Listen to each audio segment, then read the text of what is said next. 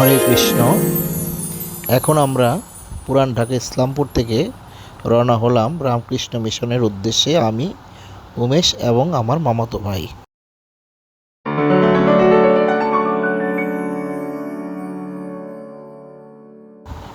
এতক্ষণে এসে আমরা পৌঁছালাম রামকৃষ্ণ মিশন মঠে।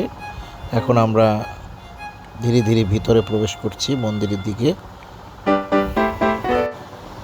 আমার উমেশ বাবা প্রচুর ঘুম চোখে, তাই ভালো করে তাকাতে পারছে না। ওকে নিয়ে চলছি। এখানে আমাদের রামকৃষ্ণ মিশন উচ্চ বিদ্যালয় দেখা যাচ্ছে এবং সামনে গ্রন্থাগার।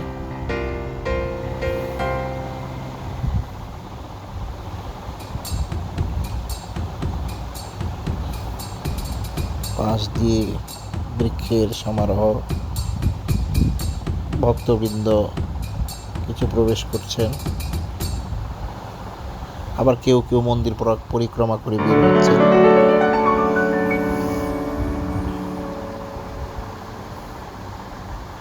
আমরা ধীরে ধীরে মন্দিরের দিকে চলছি।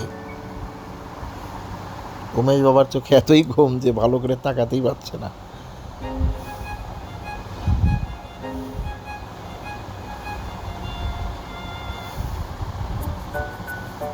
চতুর্দিকে সবুজের মেলা।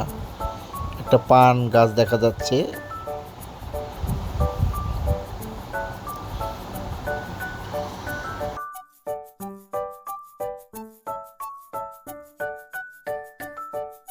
এখন আমরা ধীরে ধীরে গর্ভ মন্দিরের দিকে প্রবেশ করছি এবং ভিতরে যে আমরা ভজন কীর্তন, সন্ধ্যারতি এগুলো দর্শন করব।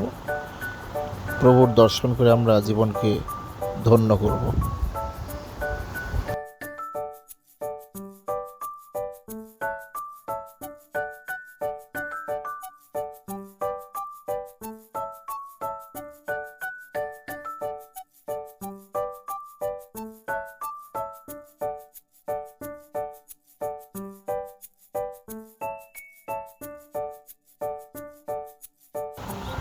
আমরা এখন ধীরে ধীরে গর্ভ মন্দিরে প্রবেশ করছি।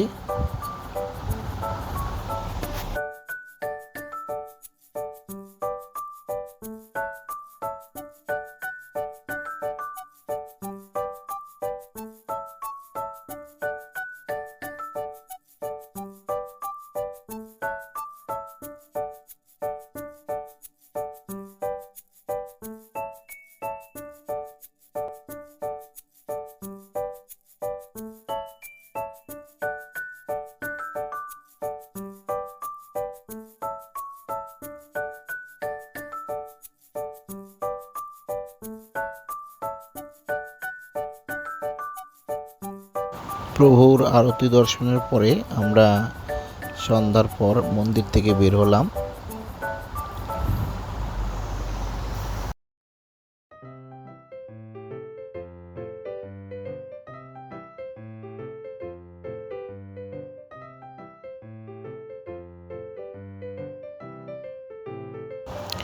আর আমার উমেশ পাপা মন্দিরের চতুর্দিকে হাঁটাহাঁটি করছে, ঘুরছে। সে খুব আনন্দে মেতে আছে।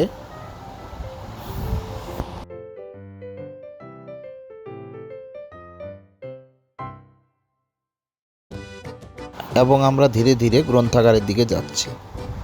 আমরা এতক্ষণে গ্রন্থাগারে এসে পৌঁছলাম এবং বিভিন্ন ধরনের শাস্ত্রগ্রন্থ দেখলাম। ঘুরে ঘুরে রামকৃষ্ণের বাণী, বিবেকানন্দের চিকাগো শহরে যে বক্তৃতা রেখেছিল সেটা। এর আগে এসেছি, কয়েকটি গ্রন্থ নিয়েছি। আপনারা যারা রামকৃষ্ণ মিশন আসবেন অবশ্যই অবশ্যই আপনারা এই গ্রন্থাগারে আসবেন, গ্রন্থ পড়বেন, বাড়ি নিয়ে যাবেন, খুব ভালো লাগবে। এবং শিশুদের, বাচ্চাদের বিভিন্ন গ্রন্থ এখানে আছে, ওরা দেখে খুব বিনোদন পাবে।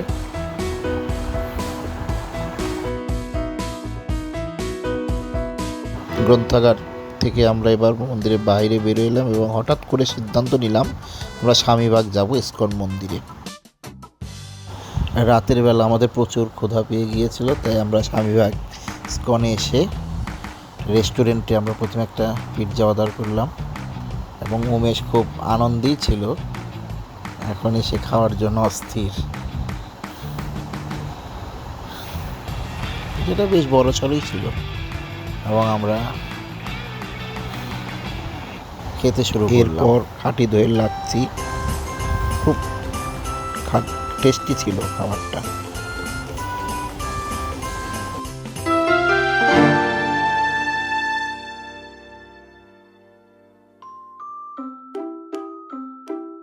আমার উমেশ বাবা খুব আনন্দে লাচ্ছি খাচ্ছে। এরপর আমরা রথযাত্রার সপ্তম দিনের অনুষ্ঠান বৈদিক নাটক দেখার জন্য মন্দিরের দোতলায় চললাম এবং যারা বৈদিক নৃত্য বা সাংস্কৃতিক অনুষ্ঠান এগুলো পরিবেশন করবে ওরা রেডি হয়ে চলছিলেন, ওদের পেছনই আমরা গন্তব্যে রওনা দিলাম। কিছুক্ষণের মধ্যেই বৈদিক নাটক সাংস্কৃতিক অনুষ্ঠান এগুলো পরিবেশিত হবে এবং অনেক ভক্তরাই ছিল, বসার মতো কোনো জায়গা ছিল না, আমরা দাঁড়িয়ে অনুষ্ঠান করলাম।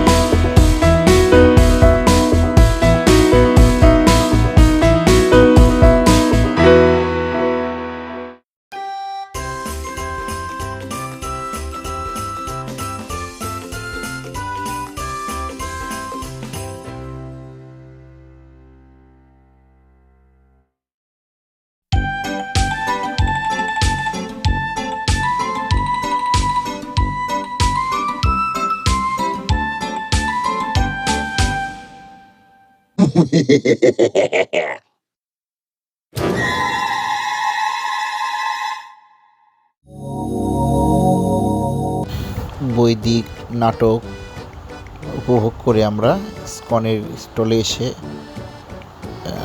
প্রবেশ করলাম এবং এখানে বিভিন্ন ধরনের মালা, তুলসীর মালা, রুদ্রাক্ষের মালা, ভগবানের, গোপালের, রাধা গোবিন্দের বিভিন্ন ধরনের সুন্দর সুন্দর ড্রেস, অসাধারণ জিনিসগুলো নয়ন জুড়িয়ে যায়, যেগুলো দেখলে জিনিসগুলো দেখলাম এবং আমার উমেশ পাপার জন্য একটা ছোট্ট ধুতি নিলাম, কারণ উল্টো রথের দিন উমেশ এটা পরবে।